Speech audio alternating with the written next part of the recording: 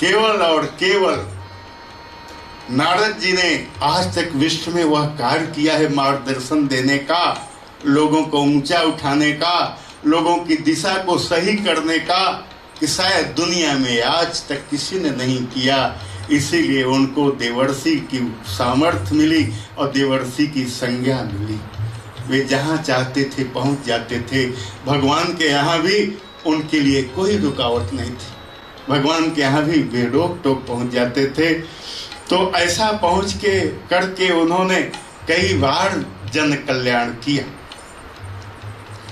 तो नारद जी को भगवान के पास जाने के पहले समस्या तो देख लेनी चाहिए, ऐसा मन में विचार है। भगवान के पास जाना है, उनसे समाधान लेना है, लेकिन समस्या को पहले अच्छी तरह से समझ लिया जाए। इसी प्रसंग को ऋषि ने आगे कहा है, एकदा नारदो योगी परानुग्रह कांक्षया, एकदा नारदो योगी परानुग्रह कांक्षया, पर्यटन विविधान लोकान मृत्युलोकमुपागतः। एकदा नारदो योगी, एक बार नारद योगी कहाँ गए? परानुग्रह कांक्षया, अपने स्वार्थ के लिए नहीं बल्कि दूसरों की भलाई हो ऐसी कामना लेके पृथ्वी लोक में आए। पर्यटन विविधान लोकान, अनेक लोगों का पर्यटन भ्रमण करते हुए वे पृथ्वी लोक में आए। अब यहाँ आए तो उन्होंने देखा कि यहाँ के लोग तो बहुत दुखी हैं, बहुत परेशान है, बहुत कष्ट में है। ततो दृष्टा जना सर्वान् नाना क्लेश समन्वितान्, नाना क्लेश से लोग समन्वित हो रहे हैं, नाना क्लेश उन सबको मिल रहा है। और नाना योनि समुत्पन्ना, अनेक योनियों में वे उत्पन्न होके अपने कर्मों का फल भोग रहे हैं। इस तरह से जब उनका मन बहुत दुखी हुआ तो भगवान के पास जाते हैं विष्णु लोग, और वहाँ भगवान जी से पूछते हैं कि हे भगवान, हमें उपाय बताइए। केनोपायन के तेषाम दुख नाशो भवेत् ध्रुवम, ऐसा कोई उपाय है जिससे दुख का नाश होता हो? वह सुनिश्चित उपाय हमसे बताइए ताकि हम उस उपाय को ले जाके धरती वासियों को बता सकें। इति संचिन्त्य मनसा विष्णुलोकम गतस्तदा, भगवान के पास जब वे पहुंचे तो भगवान ने उनसे कुशल क्षेम पूछी। कुशल क्षेम चर्चान्ते अभिष्टे चर्चा भवत द्वयोः, दोनों लोगों के बीच में अभिष्ट चर्चा हुई तब जब कुशल क्षेम की चर्चा पहले हो गई। संसारस्य च कल्याण कामना सन्निहिता चया, संसार के हित की कामना से नारद जी वहां गए थे। उनकी समस्या को भगवान विष्णु जी ने सुना तब उन्होंने समाधान देना शुरू किया। क्या समाधान देना शुरू किया? अधुनास्ति हि सर्वत्र अनास्था, अनास्थाकं परंपरा, अदूरदर्शिता गस्ता जना विस्मृत्य गौरवम। प्रज्ञा पुराण का भाव यहाँ उपस्थित होता है, जिसे गुरुदेव ने कब से लिख दिया था। अचिंत चिंतना जाता अयोग्याचरणास्तथा, हम अचिंत चिंतन करते हैं और अयोग्य, जो योग्य नहीं है, करने लायक नहीं है, वैसा आचरण करते हैं। और इसी दो बात से सारी समस्याएं उत्पन्न हुई हैं। वातावरण उत्पन्न भीषणाश्च विभीषिका, जितनी विभीषिकाएं हैं, जितने कष्ट कठिनाइयां हैं, वो केवल इसी बात से उत्पन्न हुई हैं कि अचिंत चिंतना जाता। हमारा जो चिंतन है वो अचिंतन से ग्रसित है। हम दुश्चिंतन करते हैं, सचिंतन नहीं कर पाते, और हमारा जो आचरण है वह योग्य नहीं होता है, अयोग्य आचरण करते हैं। ये दो चीजें हैं जिनसे समस्या उत्पन्न हुई है। और इस समस्या का समाधान अब मानव के वश में नहीं है। तो किसके वश में है? भगवान विष्णु ने कहा अब जो है प्रज्ञावतार के रूप में जो अवतारी चेतना आएगी, उसी चेतना के मार्गदर्शन से समाज की गति बदलेगी, समाज की दशा सुधरेगी। प्रज्ञावतार नाम्ना च युगस्यावतारकः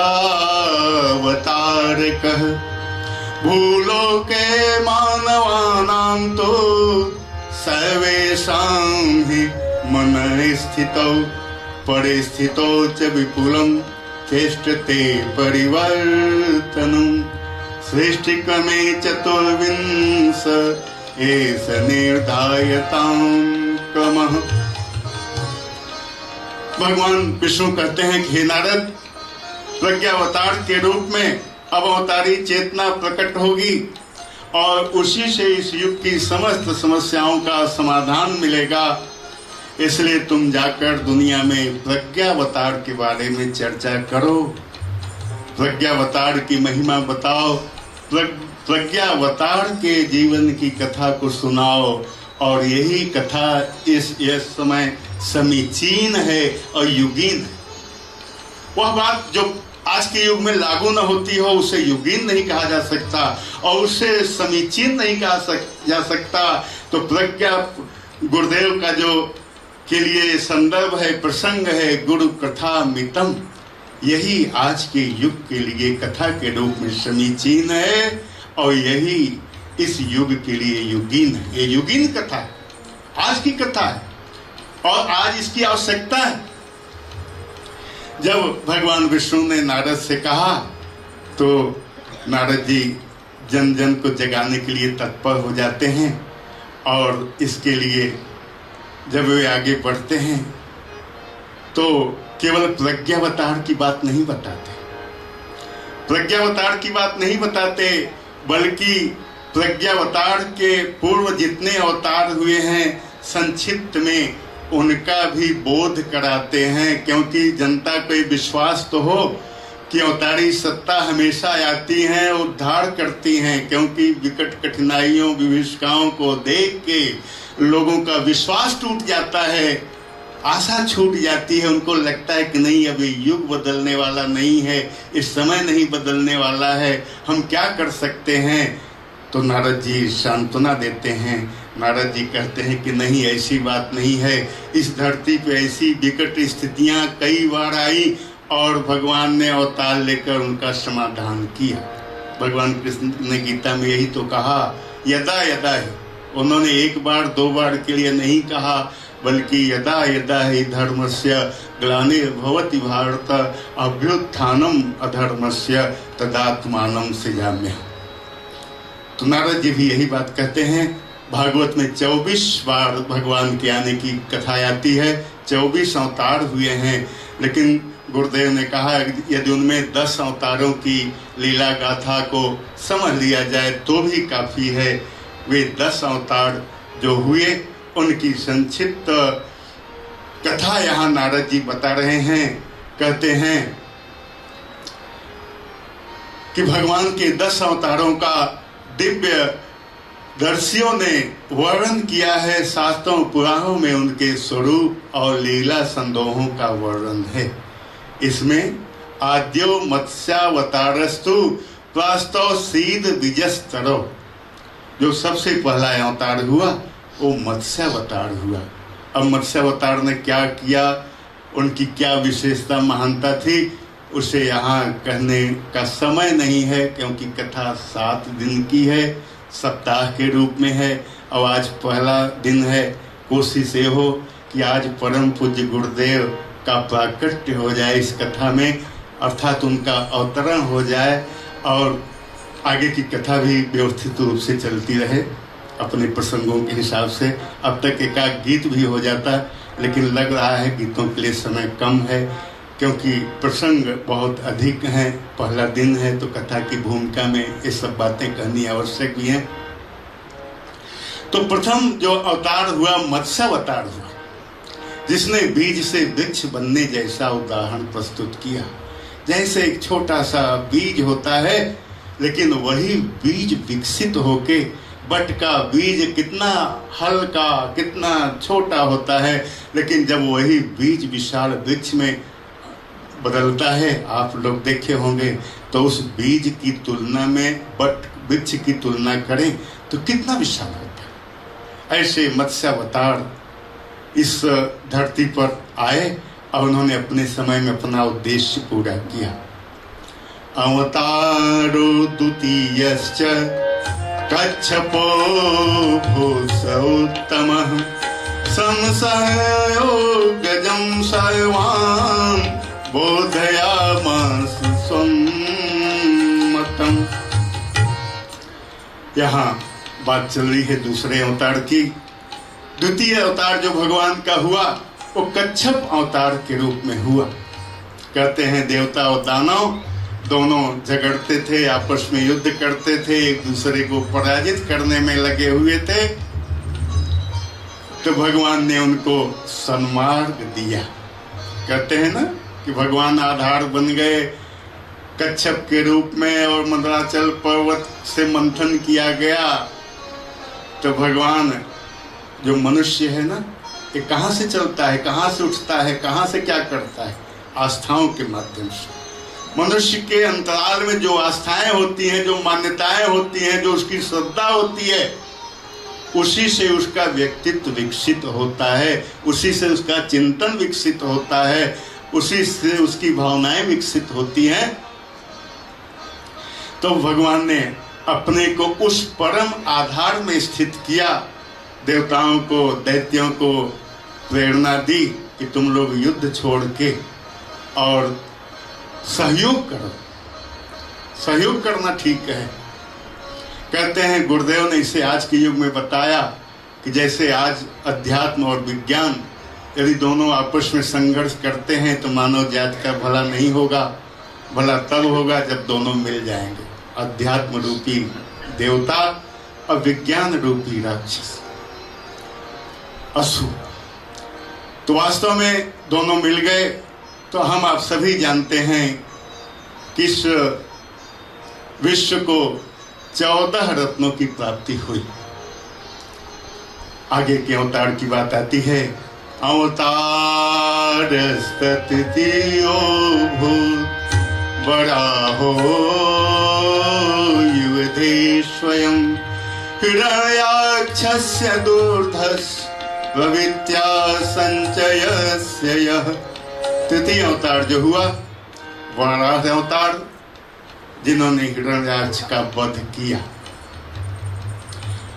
नरसिंहावतारश्च चतुर्थो भूतपोष्यः सौहार्दे दुर्मले जाते तस्मिन् काल प्रभावतः। चौथा अवतार भगवान नरसिंह का हुआ, जिन्होंने हिरण्याक्ष के भाई हिरण्यकश्यप का वध किया। अब पांचवें अवतार पे हम लोग पहुंचते हैं। वामनः पंचमः प्रोक्तः सद्भावं जागृतं व्यघात्। जो वामन अवतार हुआ वो पांचवा अवतार था और उसमें भगवान ने वामन का रूप लिया और समझा बुझाकर ही काम चला लिया। उसमें मारपीट नहीं हुई, अस्त्र शस्त्र नहीं चला, वामन को समझा लिया। आप सब कथा जानते हैं कि 3 पग भूमि में उन्होंने सर्वस्व मान लिया और बलि को अपना भक्त बनाया। षष्ठः परशुरामश्च विद्यते श्रीचकार्यः दुष्टतानास संकल्पं यतो नैव कदाचन। छठवां अवतार भगवान का परशुराम के रूप में हुआ। वही परशुराम जिन्होंने आतताई शासकों को ठीक करने के लिए धरती पर 21 बार प्रचंड पराक्रम किया। लोग कहते हैं कि क्षत्रियों से दुश्मनी थी, ऐसी कोई बात नहीं। क्षत्रियों से दुश्मनी नहीं थी, बल्कि उन कुशासकों से, दुष्ट शासकों से उनकी दुश्मनी थी। अर्थात उनको नियंत्रण में लाना था और जन समाज के लिए सही राज्य व्यवस्था देनी थी। इसलिए उन्होंने संघर्ष किया, अकेले किया, और एक बार नहीं, अपने उस जीवन में उन्होंने 21 बार ऐसा किया। जब जब आतताई लोग उभरते थे, अन्यायी आतंकी जो है अन्याय नीति करते थे, परशुराम पहुंच जाते थे, उनका विनाश करते थे। ये 6वां अवतार भगवान परशुराम के रूप में हुआ। सप्तमो राम उक्तास अवतारो लोक उच्यते, जनै श्रद्धायुते सर्वे मर्यादा पुरुषोत्तमः। 7वां अवतार भगवान का श्री राम के रूप में हुआ। हम गुरुदेव के नाम में श्री राम शब्द देखते हैं तो प्रभु राम उस समय आए 7वें अवतार के रूप में, और वही आज प्रज्ञावतार के रूप में। अभी आप सब लोगों ने अपने मिशन का वो संगीत सुना है, राम और श्री राम एक हैं, दुनिया जान न पाई। एक अंतरा भगवान सिंह से देंगे।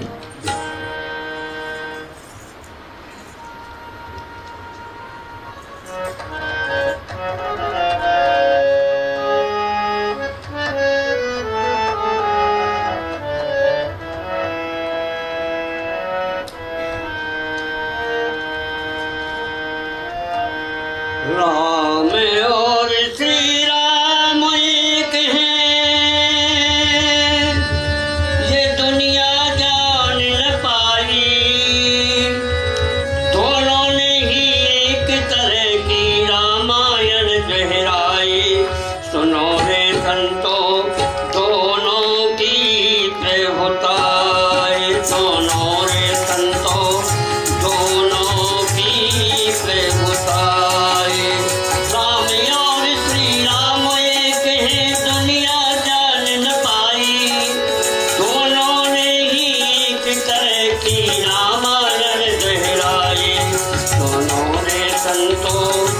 दोनों की प्रभुताई। दोनों रे संतों, दोनों की प्रभुताई।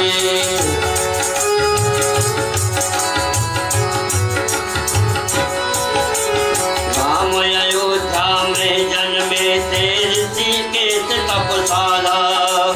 राम अयोध्या में जन्मे थे, ऋषिकेश तपशाला। तीर अनेकों बाधा, बला अतबला विद्या पाई। तीर अनेकों बाधा,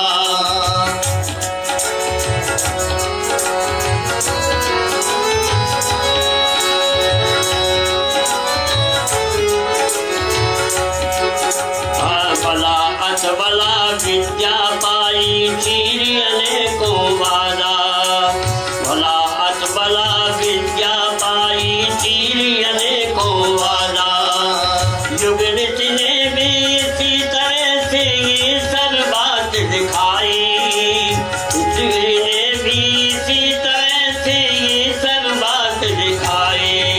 दोनों रे संतों, दोनों की प्रभुताई। दोनों रे संतों, दोनों की प्रभुताई। राम और श्री राम एक है, दुनिया जान न पाई। दोनों रे संतों, दोनों की प्रभुताई। दोनों रे संतों, दोनों की प्रभुताई। राम और श्री राम एक हैं, दुनिया जान न पाई। तो 7वें अवतार में भगवान राम के रूप में आए, जिन्हें कि मर्यादा पुरुषोत्तम कहा जाता है। कृष्ण एवाष्टमः पूर्वतारो विद्यते स्वयं, दूरीकर्तुमनीत्यश्चातुर्यस्य तथैव च। भगवान कृष्ण आए, जिनको कि पूर्ण अवतार माना जाता है। ऐसे भगवान कृष्ण ने आकर उस समय की स्थिति को संभाला। भगवान कृष्ण 8वें अवतार के रूप में आए थे। अब 10 प्रमुख अवतारों में 2 अवतार बचते हैं। भगवान कृष्ण कब आए? आज से 5000 साल पहले। और उनके बाद जो अवतार आया भगवान बुद्ध के रूप में, आज से 2500 साल पहले। अब भगवान कृष्ण के बाद 2500 साल बाद भगवान बुद्ध आए, और भगवान बुद्ध के लगभग 2500 साल बाद प्रज्ञावतार आया, निष्कलंक प्रज्ञावतार। तो भगवान बुद्ध का जो अवतार था वो 9वां अवतार था। बुद्धावतारो नवमो बुद्धिं धर्ममथापि च संघं प्रधान रूपेण श्रीचक्रे जनमंगलम। भगवान बुद्ध आए तो अपनी भाव संवेदना को जगा के उन्होंने काम कर लिया। जो कठोर हृदय का था, पत्थर हृदय का था, उसके अंदर भी उन्होंने भावना जगा दी।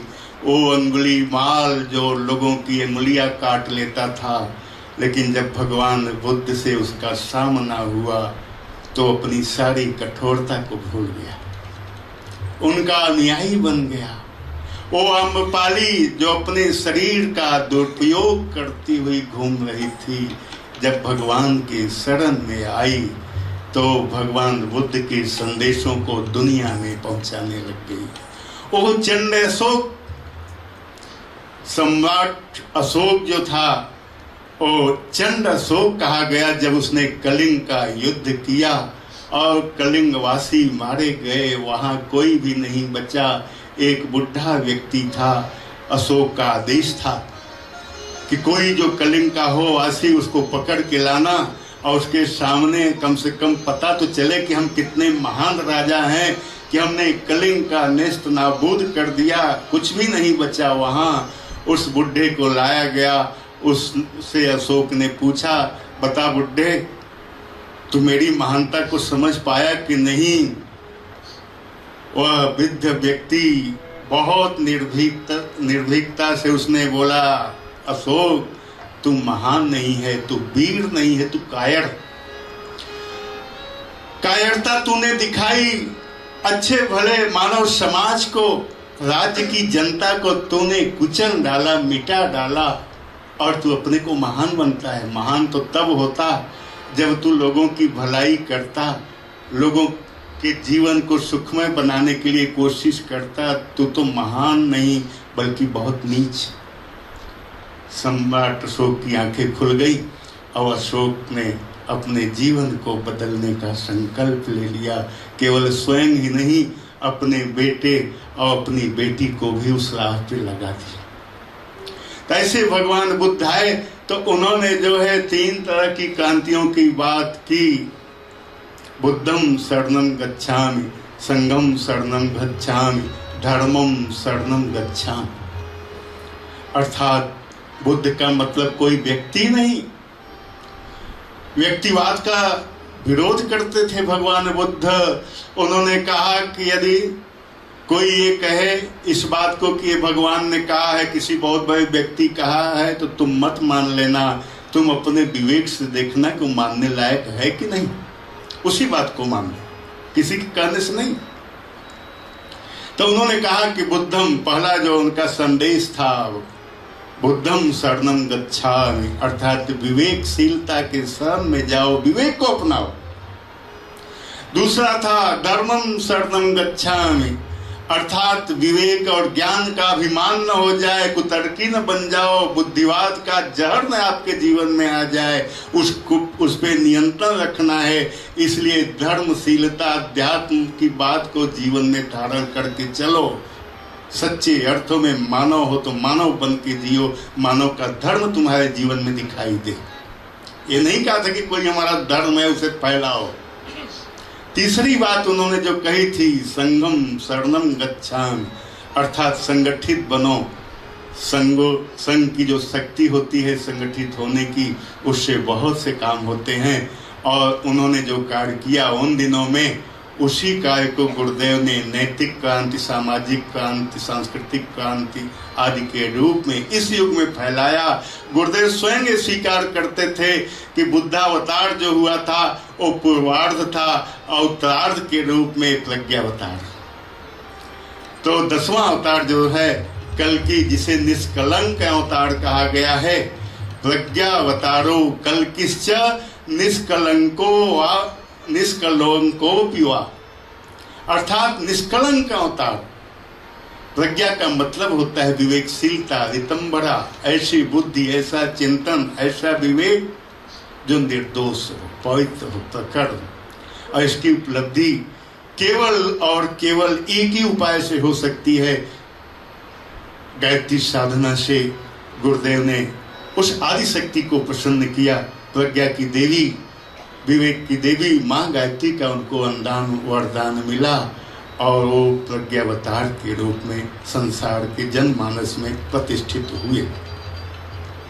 प्रज्ञावतार की बात तक जब नारद पहुँचते हैं तो फिर आगे वे बताते हैं कि प्रज्ञावतार जो हुआ उसके संबंध में उनका कहाँ प्राकट्य हुआ, माता पिता आदि से लेकर अन्य इतिहास उनका क्या था, उस संबंध में आप सभी सुनिए।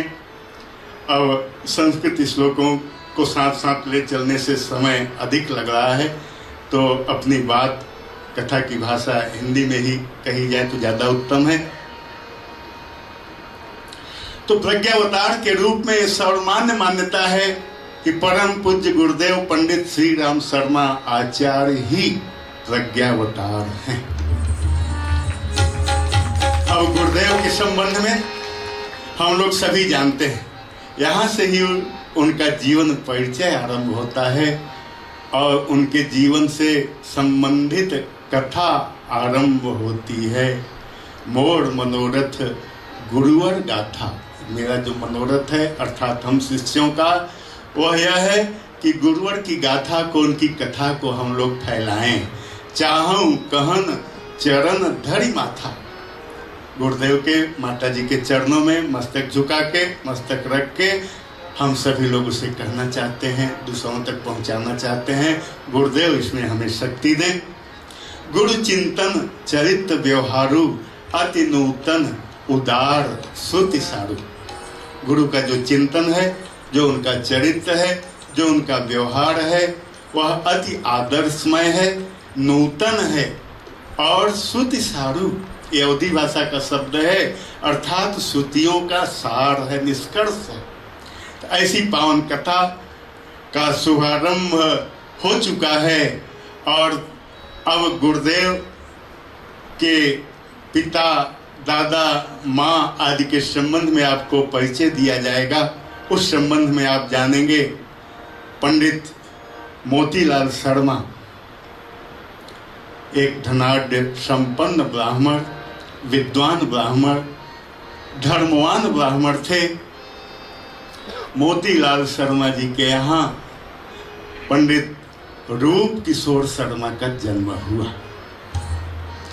पंडित रूप किशोर शर्मा जो अपने समय के भागवत के प्रकांड वक्ता थे, विद्वान थे और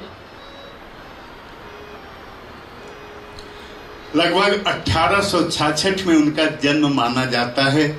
1923 में उनका स्वर्गवास हुआ, तो लगभग 67 साल की उम्र तक उन्होंने जीवन जिया। कौन? पंडित रूप किशोर शर्मा, जो गुरुदेव जी के पिताजी थे।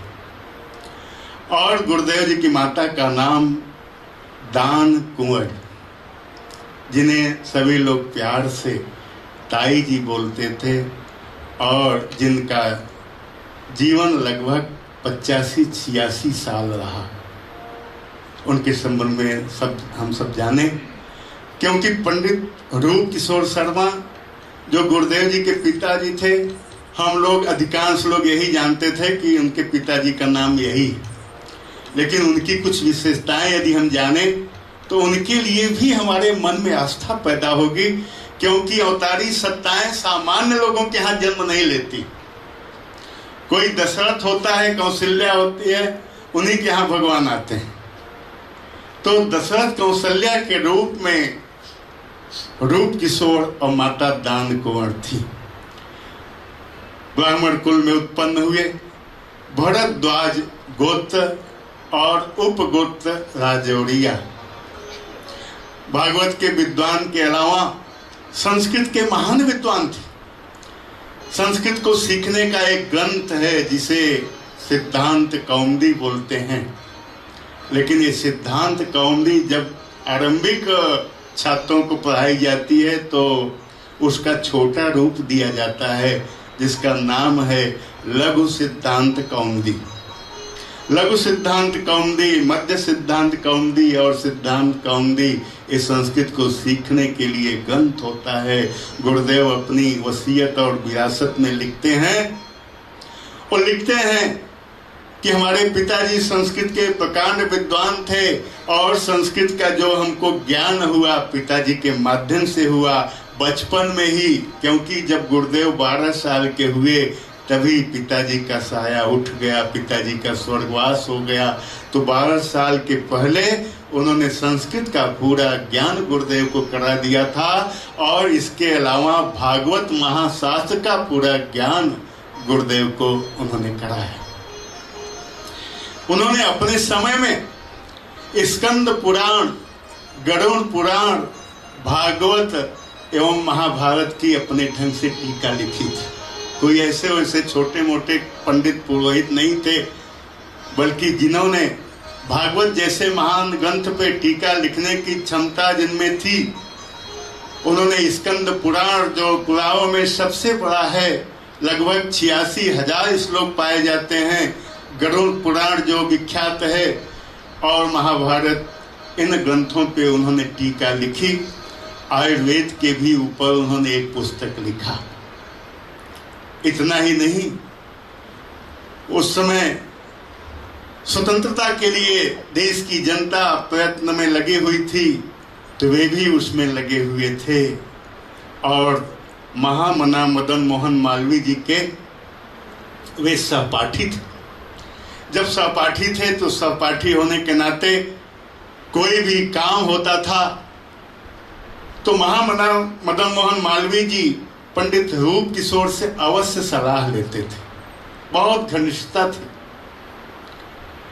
आपको बहुत आश्चर्य होगा कि हिंदू विश्वविद्यालय की स्थापना में प्रमुख भूमिका पंडित रूप किशोर की रही, क्योंकि जब इस विश्वविद्यालय की स्थापना के लिए उन्होंने सोचा तो पंडित रूप किशोर शर्मा जी से सलाह लिया।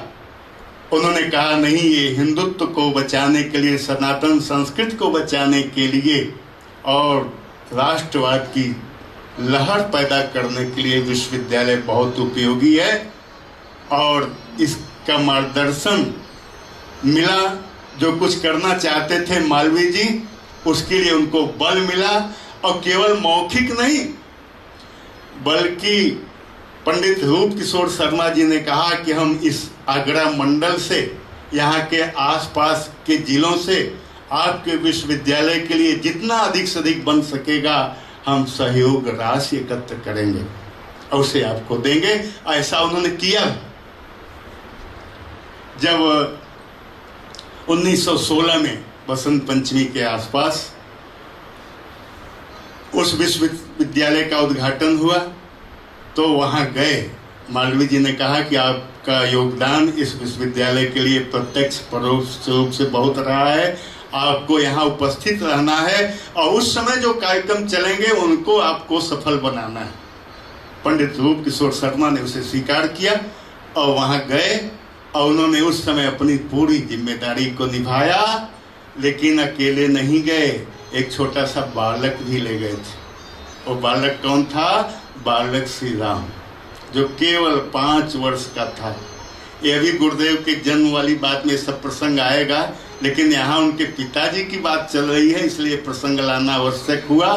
गुरुदेव केवल 5 वर्ष के थे उस समय, क्योंकि 11 में जन्म हुआ था और 16 की एक घटना है 5 वर्ष के उस बालक, तेजस्वी बालक को देखते ही मदन मोहन मालवीय जी बहुत प्रभावित हुए। उनको ऐसा तेजस्वी बालक दिखाई नहीं दिया था। उन्होंने तुरंत पूछा, ये बालक कौन है? बहुत ही विनम्रता के साथ पंडित रूप किशोर जी ने कहा, ये बालक आपका ही है।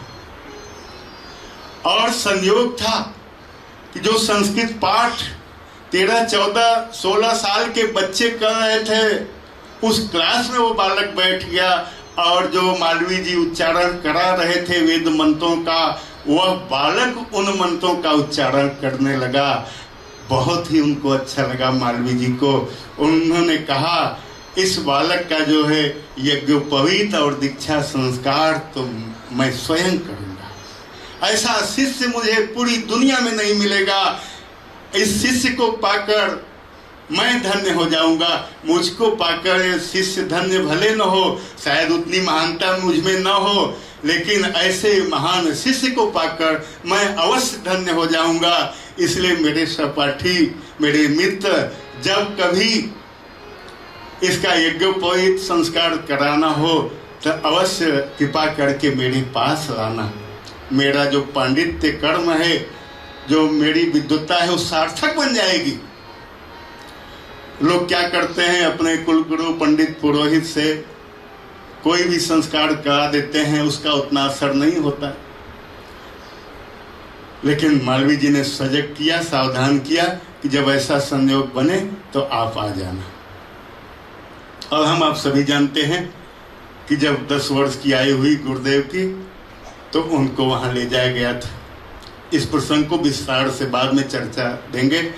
अभी रूप किशोर जी ने और जो काम किए उसके संबंध में बात चले। एक धाधु नाम का डकैत था। कहते हैं कई आदमियों के जितनी ताकत उसके अंदर थी, 2-4 आदमी उसका कुछ भी नहीं कर पाते थे। जहां जाता था अत्याचार करता था, डकैती करता था, लूटता था। संयोग से एक दिन उसको कोई मिला नहीं था और उसको कौन मिल गए? पंडित रूप किशोर शर्मा। रूप किशोर शर्मा जी मिल गए। उनसे भी उसने कहा कि ला, तेरे पास जो कुछ है निकाल दे। लेकिन पंडित रूप किशोर भी कोई कच्ची मिट्टी के नहीं बने थे। उन्होंने कहा, क्या दें, मेरे पास तो कुछ नहीं है और तू सोचता है तुझसे मैं भयभीत हो जाऊं, तो संभव नहीं है। लेकिन तूने कुछ मांगा है तो मुझे देना होगा, और जब मुझे देना होगा तो उसका मैंने एक उपाय सोच लिया है। क्या उपाय सोचा है? कि मैं अब कथा कहने जा रहा हूं भागवत की। कथा का जो पैसा मिलता था हम अन्य लोगों को दे देते थे, दीन दुखियों की सेवा में लगा देते थे। लेकिन इस बार की कथा का जो पैसा मिलेगा, धाधु केवल तुझे दूंगा। रूप किशोर जी की बात में वो आ गया उनके साथ। अब कथा हुई तो कथा के बाद जितना कुछ चढ़ावा आया था देव मंच पे और सब कुछ, उसको उन्होंने बांध के गठरी दे दिया। उसके आंखों में आंसू आ गए। रोने लगा कि ऐसा दयालु पुरुष हमने दुनिया में देखा नहीं था। इतना सहृदय व्यक्ति आज तक हमने कहीं पाया नहीं। वह रोने लग गया, उनके चरणों में गिर गया। उन्होंने कहा, बेटा तू दुखी मत हो, गलत सही कर्म सबसे बन जाते हैं, लेकिन गलत कर्मों का प्रायश्चित सिर्फ एक होता है कि तू अपना रास्ता बदल ले। तुझको भगवान ने इतनी बड़ी ताकत दी है, शरीर में 2-4 लोगों को तू मारपीट कर देता है, वो कुछ कर नहीं पाते, तो इस ताकत का तू उपयोग कर, अच्छे काम में कर, मेहनत कर, मेहनत की कमाई खा। उसने कहा, गुरुदेव एक हमारे साथ समस्या है। बोली, क्या समस्या है? ये जो अंग्रेज लोग हैं ना, अंग्रेजों की पुलिस है, ये हमारे पीछे पड़ी है। इनके हिस्ट्री सीट के लिस्ट में हमारा नाम है। ये लोग हमें हिस्ट्री सीटर समझते हैं और खोज रहे हैं। किसी दिन यदि मैं पकड़ा गया तो ये लोग मुझे जिंदा नहीं छोड़ेंगे। हे प्रभु, हे गुरुदेव, यदि आपके अंदर कोई ऐसी उपाय, ऐसी कोई विधि, ऐसी कोई जानकारी हो इससे बचने के लिए तो आप उसे बताइए। तो पंडित रूप किशोर शर्मा जी ने आश्वासन दिया, बेटा ये तो बहुत मामूली बात है, मेरी जो लोकप्रियता है समाज में, शासन में, उससे तेरा एक काम हो जाएगा। यहाँ के जो पुलिस के लोग हैं, थाने के लोग हैं, वो सब मुझे अच्छी तरह जानते हैं, उनसे मैं कह दूंगा और तू बच जाएगा, हिस्ट्री शीट से तेरा नाम निकाल दिया जाएगा। लेकिन तू पक्का वचन दे कि अब फिर कभी गलत काम नहीं करेगा, क्योंकि मैं उनसे बचा लूंगा, तेरा नाम हटवा दूंगा, लेकिन तब भी तू यदि कहीं गलत करता पाया गया तो मेरी भी बदनामी होगी। उसने कहा, गुरुदेव आप जो चाहे शपथ ले लें, मैं ऐसा कभी नहीं करूंगा। आपने मुझे एक नया जीवन दिया है, इस असुर जैसे व्यक्ति को देव बनने के पथ पे चला दिया है, तो आपकी आज्ञा का मैं कभी उल्लंघन नहीं करूंगा। तो उन्होंने कहा, ठीक है बेटा चल, तुझे एक और भी अच्छा रास्ता मैं बताता हूं। कहते हैं कि वहां जो है पास में एक रियासत थी बनेरा जिसका नाम था, और वहां के महाराजा थे शाह दुर्गा प्रसाद जी। शाह दुर्गा प्रसाद जी से पंडित रूप किशोर ने निवेदन किया कि राजा साहब, आपके यहाँ सैनिकों की आवश्यकता होती है, सिपाहियों की आवश्यकता होती है, इसको आप अपना सिपाही बना लीजिए। जो जीवन लोगों के सताने में जा रहा था, लोगों को कष्ट देने में लगा हुआ था, वो जीवन अब लोगों की रक्षा के लिए लग गया। और राजा जो शाह जी थे दुर्गा प्रसाद, उनका सिपाही बन के उसने जन समाज का काम किया, उनके राज्य की सुरक्षा की, उनकी सुरक्षा की। अर्थात बुराई से हटा के उसे अच्छाई की तरफ लगा देना, ये उनकी विशेषता थी, वो इतनी उनके भीतर महानता थी। तो भला ऐसे महान सत्ता के यहाँ क्यों न आते गुरुदेव। तो ऐसे गुरुदेव के लिए दो पंक्तियां निर्माणों में गुरुओं का निर्माण अद्वितीय है। निर्माणों में गुरुओं का निर्माण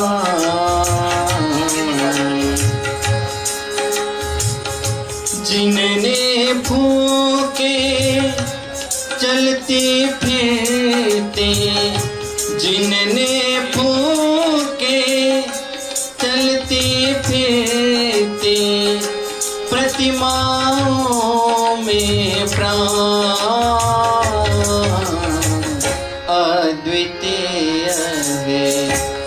निर्माणों में गुरुओं का निर्माण अद्वितीय है। निर्माणों में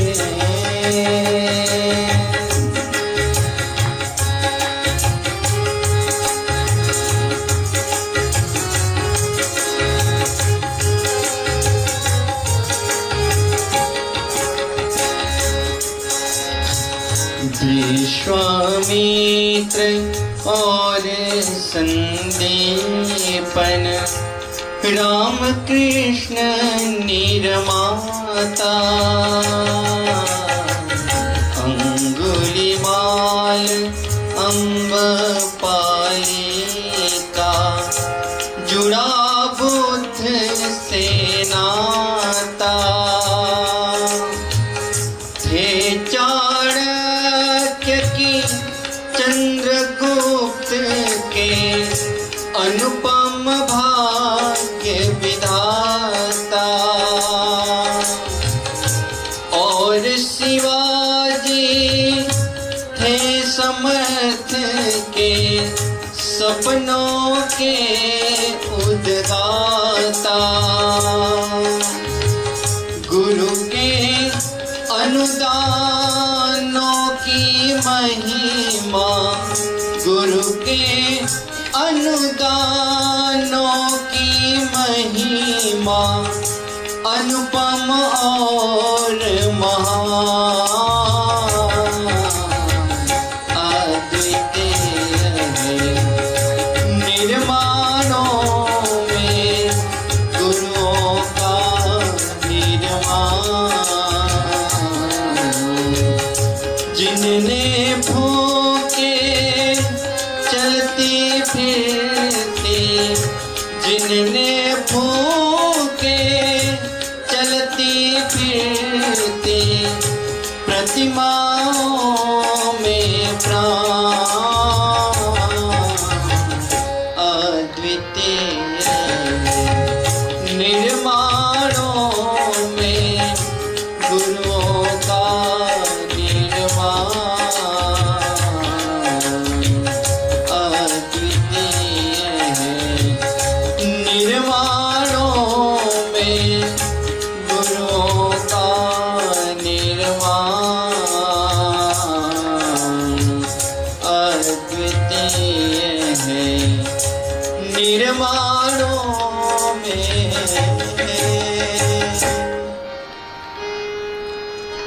अद्वितीय है। तो जो गुरुजन होते हैं वे अद्भुत निर्माण करते हैं।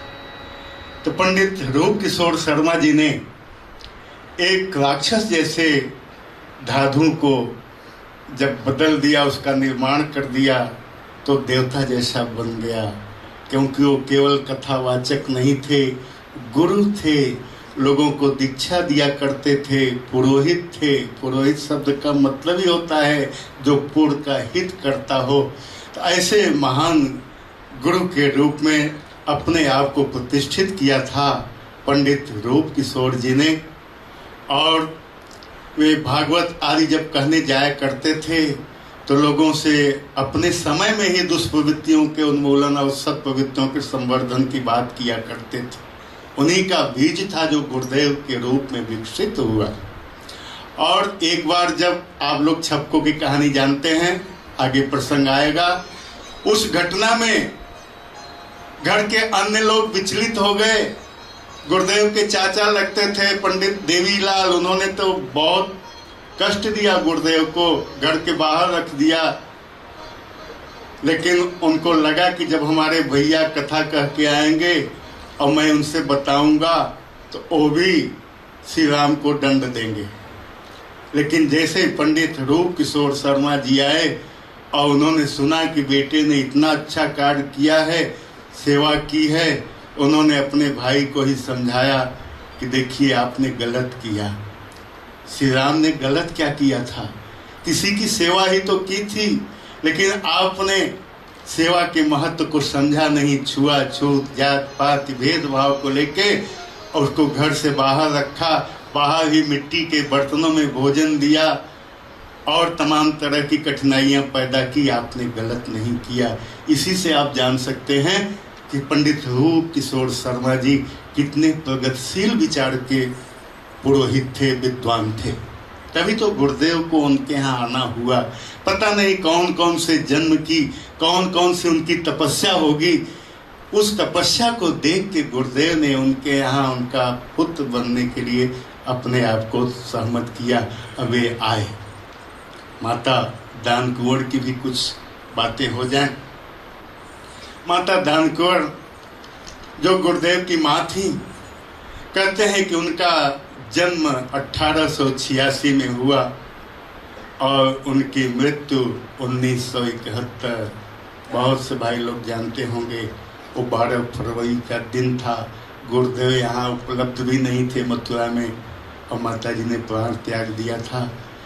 तो लगभग 85-86 साल की अवस्था उन्होंने गुरुदेव को बहुत संभाला। गुरुदेव को माता और पिता का दोनों का प्यार दिया, क्योंकि 12 साल की अवस्था के बाद जब पिताजी का स्वर्गवास हो गया था तो माँ दान कुंवर ने ही उनको संस्कार दिए, उनको ऊंचा उठाया, आगे बढ़ाया। कहते हैं एक बार गुरुदेव अपना जन्मदिन मना रहे थे। वो प्रायः अपना आध्यात्मिक जन्मदिन मनाते थे।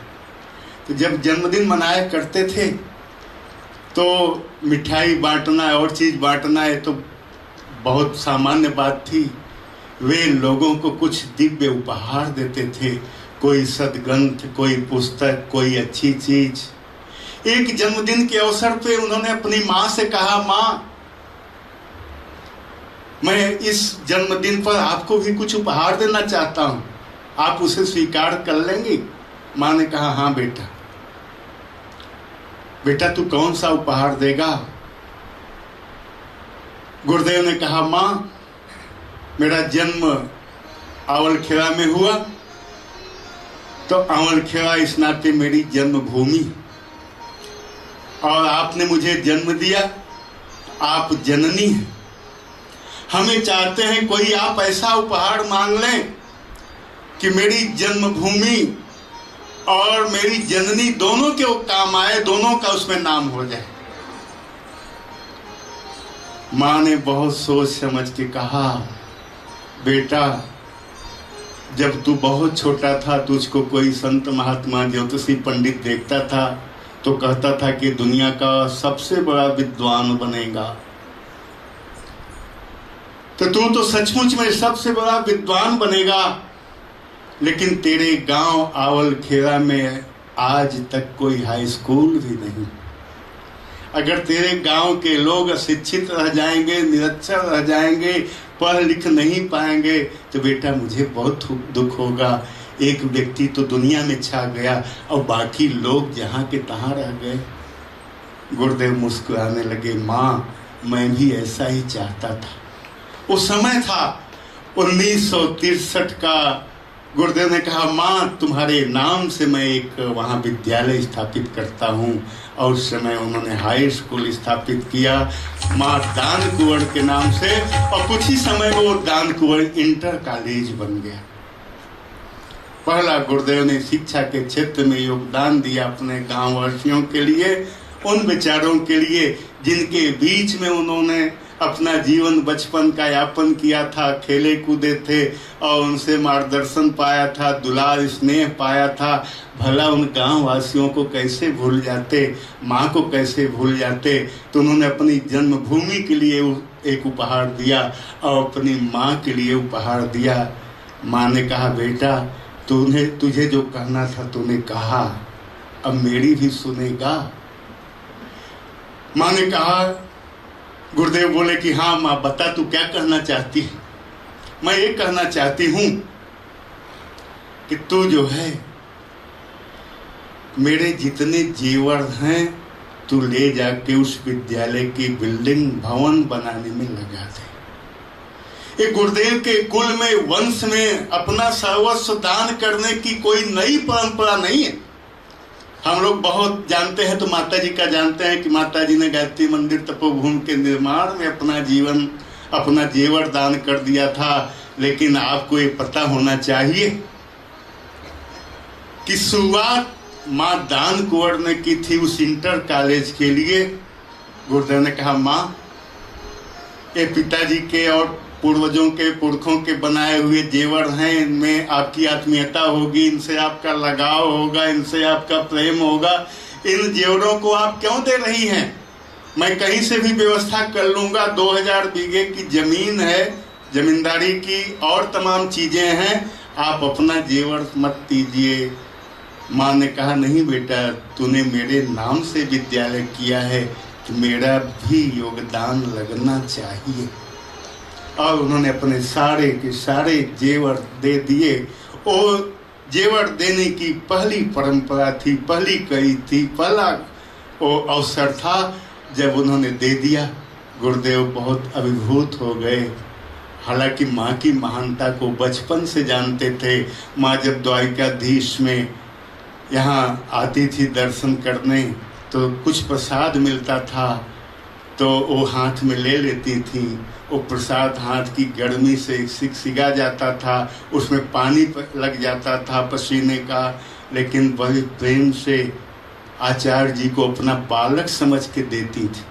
क्योंकि 1941 में यहाँ आए गुरुदेव, माँ भी आई और यहाँ रहने लगी तो नित्य जाने का कम था तो जाती थी।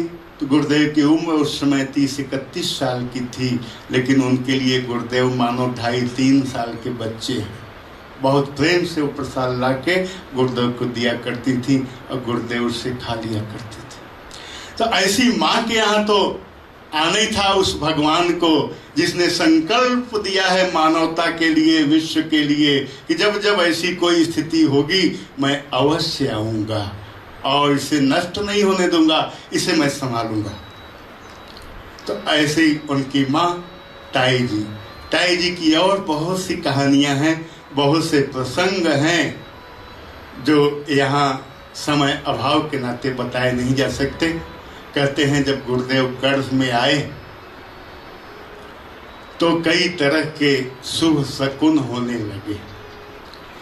एक बहुत ही प्रसिद्ध कथा है कि 9 महीने में मां दान कुंवर को 9 तरह के स्वप्न दिखाई दिए।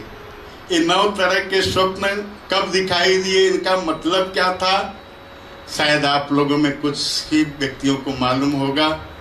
मालूम हो या न हो, लेकिन कोई सत्य बात होती है तो उसको कहने में हिचक नहीं होनी चाहिए। इस कारण मैं इस बात को यहाँ उठा रहा हूँ। आप कहेंगे पंडित जी इसका कोई आधार भी है जो आप कहेंगे, ये 9 स्वप्न की बात तो हमने कभी नहीं सुना। तो इसका आधार है अपने गायत्री परिवार शांति कुंज से एक पुस्तक प्रकाशित की गई है, संस्कृत पुरुष हमारे गुरुदेव, उसके पृष्ठ 9 पे और 10 पे आप देख लेंगे ये 9 तरह के स्वप्नों का वर्णन आया।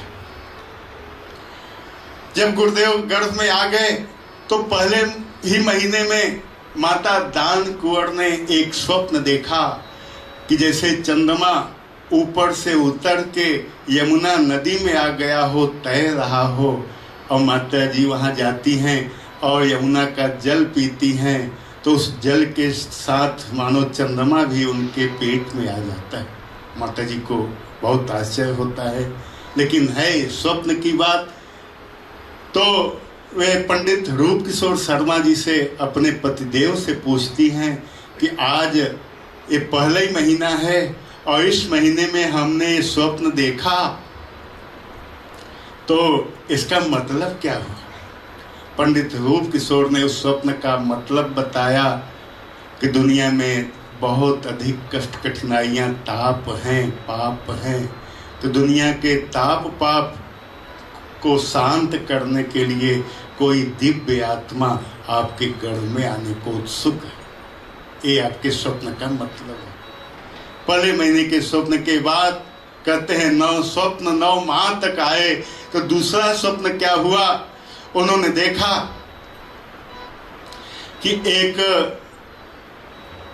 स्थान पे वो बैठी है और बैठ रही हैं, वहां जो है कोई देवता जैसा व्यक्ति उनके पास आता है और उसके पास आने के बाद वो अदृश्य हो जाता है, दिखाई नहीं देता। माँ कुछ समझ नहीं पाती हैं, फिर पुनः अपने पति से पूछती हैं। हर स्वप्न का समाधान उन्होंने अपने पतिदेव से पाया। तो जो दूसरा स्वप्न था उसका समाधान पतिदेव ने किया कि कोई ऐसी आत्मा इस दुनिया में आएगी। आपने ये अनुभव किया ना कि कोई देवता जैसा व्यक्ति आया और गायब हो गया, हो सकता है वो आपके भीतर समाहित हो गया हो। तो मनुष्य में देवत्व पैदा करने वाली ईश्वरी सत्ता आने वाली है। इस स्वप्न का यही मतलब हुआ। अब तीसरे महीने वो स्वप्न देखती हैं कि दही बिलो रही हैं और उसमें से दही जब बिलोया जाता है तो उसमें मक्खन निकलता है, लेकिन मक्खन की जगह ऐसा निकला जैसे कोई सोने का गोला निकलता है। अपने पतिदेव से उन्होंने पूछा कि इसका मतलब क्या है। उन्होंने कहा इसका मतलब ये है कि आध्यात्मिक ऊर्जा से संपन्न कोई शक्ति, उसका संरक्षण आपको मिल रहा है और सामान्य जीवन सामान्य सुविधाओं से ऊपर है, इसलिए वो मक्खन की जगह सोने के गोले के रूप में आपको अनुभव हुआ है, दिखाई दी है बात। चौथे महीने का स्वप्न था जैसे माताएं बहनें गेहूं पिसाने के लिए, आटा बनाने के लिए पहले उसे धोती हैं, फिर सूप आदि से साफ करती हैं, फिर चक्की पे भेजती हैं, आटा उसका बनता है। तो ऐसे माँ दान कुंवर वो जो है गेहूं की सफाई कर रही हैं अपने सूपे में, लेकिन कुछ ही देर में दृश्य बदलता है। देखती हैं तो सूपे में गेहूं नहीं, हीरे मोती जैसे रत्न दिखाई दे रहे हैं, रत्नों के कण दिखाई दे रहे हैं।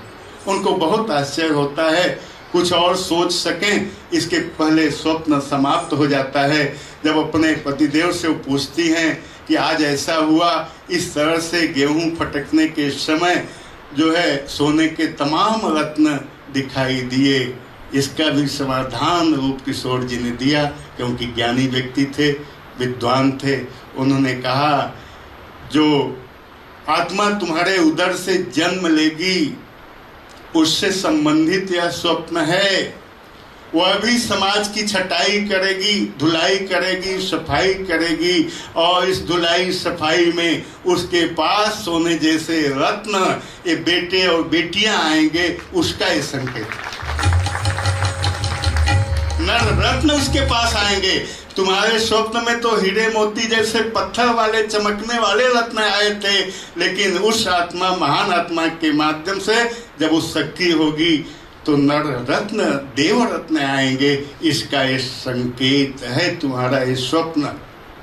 इसके बाद पांचवा स्वप्न 5वें महीने में जो आया, उनको देखती हैं कि जहाँ जल है वहाँ से भी और जहाँ थल है वहाँ से भी बहुत अच्छी ध्वनि निकल रही है।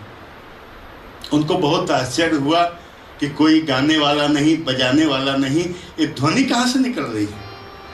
तो ध्वनि निकलती दिखाई दी, और फिर वो देखती हैं कि जैसे कहीं कोई सुगंधित चीज जलाई गई हो और उसकी गंध उनके नाक में भर रही है, श्वास में आ रही है। अपने पति देव से पूछा, उन्होंने कहा कि तुम्हारे भीतर जो महात्मा, जो महान आत्मा आई हुई है, उसी से संबंधित सारे स्वप्न तुम्हें दिखाई दे रहे हैं। हमको तो ये लगता है कि जो जल थल में हर जगह ध्वनि दिखाई दे रही है, सुनाई दे रही है, वो और कोई ध्वनि नहीं है बल्कि गायत्री मंत्र है जो पूरी दुनिया में फैलेगा। अब गायत्री मंत्र एक स्थान पे नहीं रुक सकता, एक वर्ग तक सीमित नहीं रह सकता। एक गायत्री मंत्र सारे संसार में फैलेगा, और जो सुगंधी और धुआं दिख रहा है ये यज्ञ है। वो आने वाली आत्मा गायत्री को और यज्ञ को पूरे संसार में पहुंचा देगी। ऐसा स्वप्न उनका रहा। पांचवा स्वप्न 5वें महीने में। छठवां स्वप्न उन्होंने देखा कि मानसरोवर हिमालय में वे पहुंच गई हैं, और वहाँ पे हंस आता है और बहुत उनके पास आ जाता है, और उन्हीं में वो हंस विलीन हो जाता है। पंडित रूप किशोर शर्मा जी ने बताया कि गायत्री का ही वाहन हंस होता है।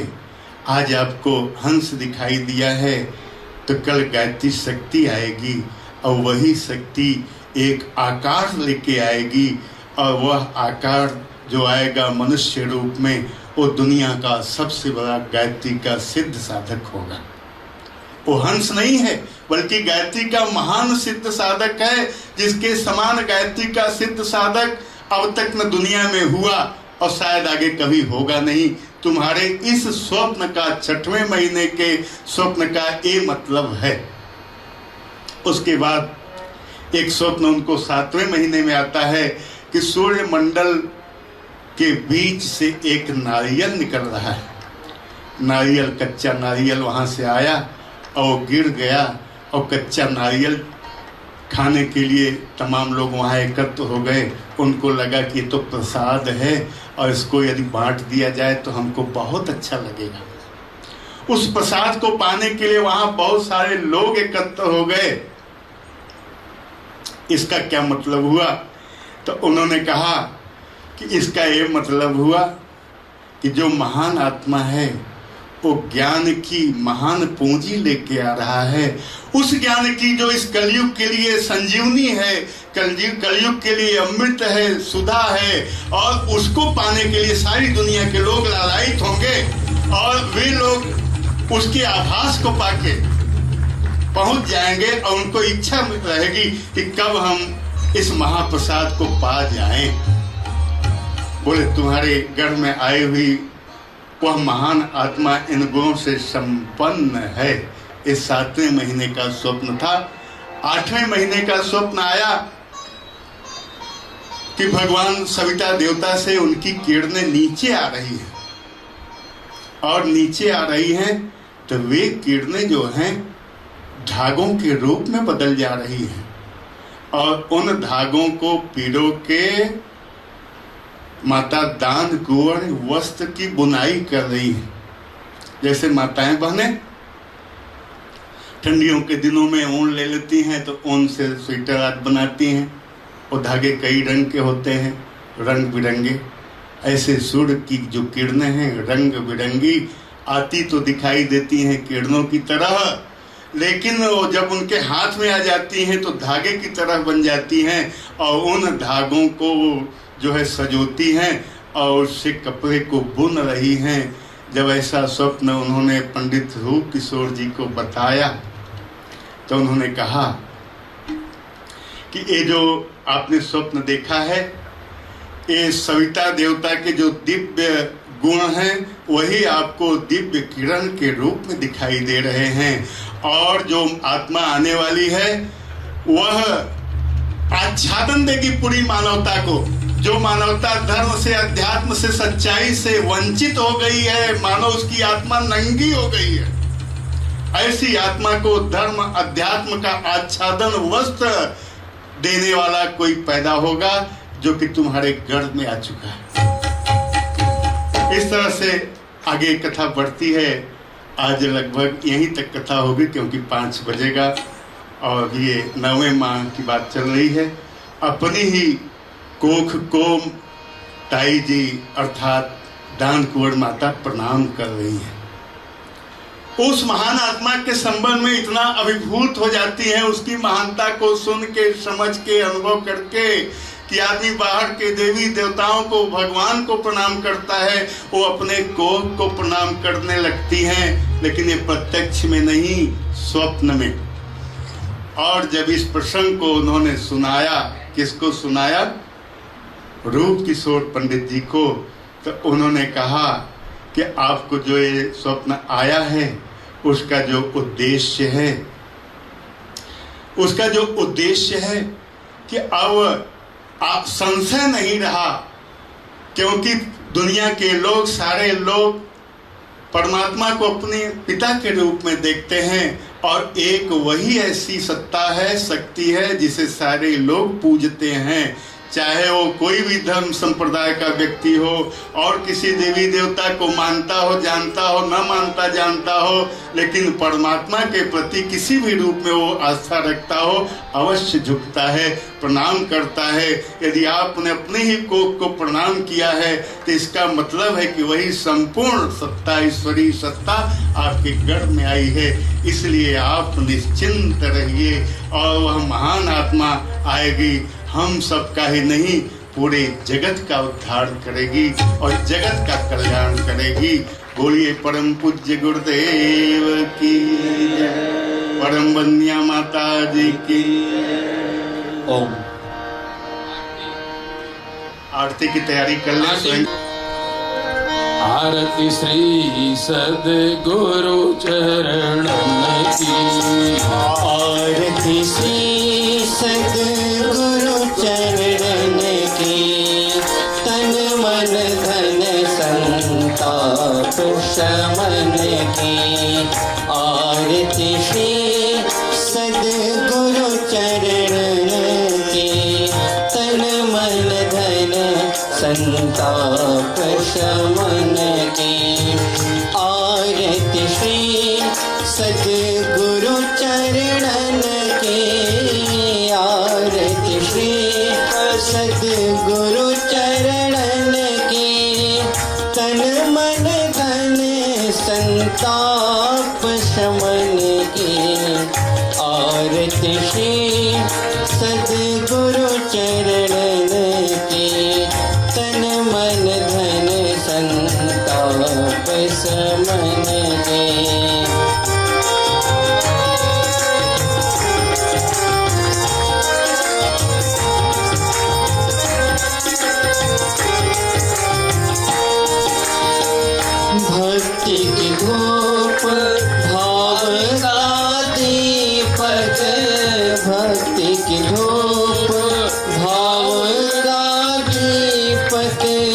भक्ति की धूप भाव का दीपक, भक्ति की धूप भाव का दीपक, सजी आरती सत्य लगन की, आरती श्री सद्गुरु चरणन की, तन मन धन संताप शमन की, आरती श्री सद्गुरु चरणन की, तन मन धन संताप शमन की।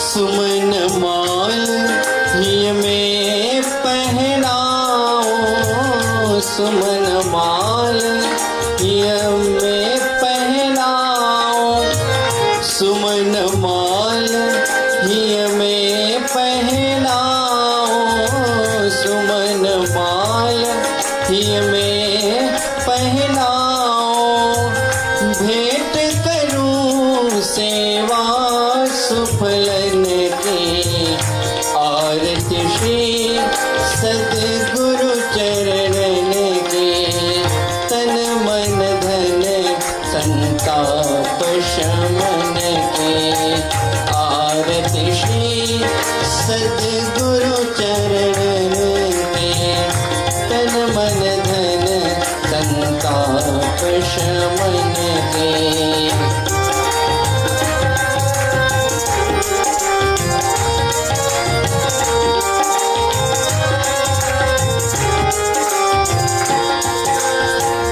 बाल वृद्ध मिल आरती गावे, बाल वृद्ध मिल आरती गावे, बाल वृद्ध मिल आरती गावे, बाल वृद्ध मिल आरती गावे, पावे सकल सुफल निज मन के, आरती श्री सद्गुरु चरणन के, तन मन धन संताप शमन के, आरती श्री सद्गुरु चरणन के, तन मन धन संताप।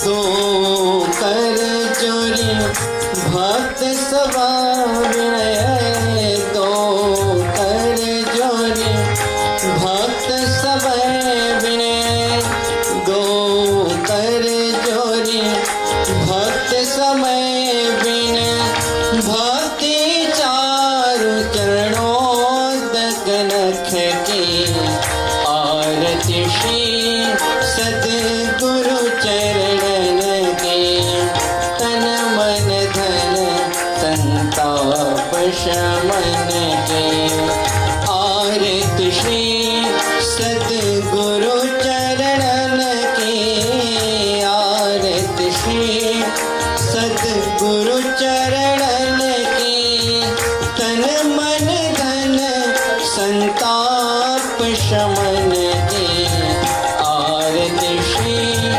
सद्गुरु चरणन के, तन मन धन संताप शमन के, आरती श्री सद्गुरु चरणन के, तन मन धन संताप शमन के, तन मन धन संताप शमन के, तन मन धन संताप शमन के। कृपा करके सभी लोग ऐसे हाथ उठा लें और आरती को प्रणाम कर लें। ओम भूर्भुवः स्वः तत्सवितुर्वरेण्यं भर्गो देवस्य धीमहि धियो यो नः प्रचोदयात्। हाथ जोड़ मल करके मुख में लगा लें, शांत पाठ। हाथ जोड़ लें सभी लोग। ओम देव शांति अंतरिक्षं शांति पृथ्वी शांतिरापः शांतिरौषधयः शांतिः वनस्पतयः शांतिर्विश्वे देवाः शांतिर्ब्रह्म शांतिः सर्वगं शांतिः शांतिरेव शांतिः सामा शांतिरेधि। ओम शांति शांति शांति सर्वाधिष्ट सुशांतिर्भवतु। बोले गायत्री माता की जय। ब्रह्म ज्योति गुरुदेव जी की जय। ब्रह्मवंदनिया माता जी की जय। आज के आनंद की जय। सभी भाई बहनों को प्रणाम, नमस्कार, धन्यवाद।